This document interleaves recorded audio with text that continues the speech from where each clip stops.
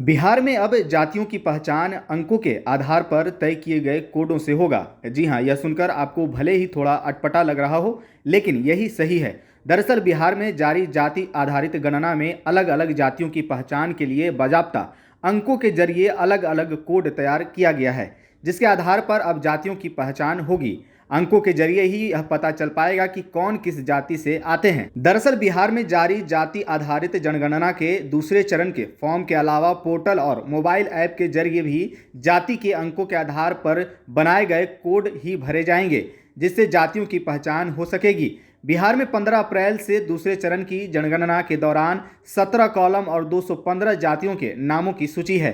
अब हर जाति के लिए अलग अलग कोड तय किए गए हैं, यानी अब जातियों की पहचान उनके कोड संख्या के जरिए ही होगी। अब कोड से ही पता चल पाएगा कि कौन किस जाति का है। कहा तो यह भी जा रहा है कि भविष्य में भी आवेदन पत्रों और अन्य रिपोर्टें में इन कोडों के जरिए जातियों की पहचान की जा सकेगी।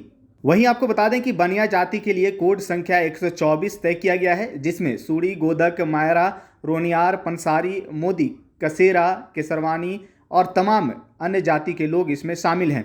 वहीं कास्ट के लिए कोड संख्या 22 का इस्तेमाल किया जाएगा, जबकि ब्राह्मणों के लिए 128 और भूमिहारों के लिए 144 कोड तय किए गए हैं। इसी तरह अलग अलग जातियों के लिए अलग अलग कोड बनाए गए हैं। आपको बता दें कि बिहार सरकार ने पिछले साल ही जाति आधारित गणना को मंजूरी दी थी।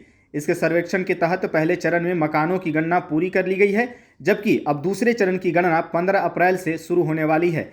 इस गणना का कार्य मई तक पूरा करने का लक्ष्य रखा गया है। पहले चरण के काम को सरकार निर्धारित समय में पूरा कर चुकी है, अब दूसरे चरण की बारी है।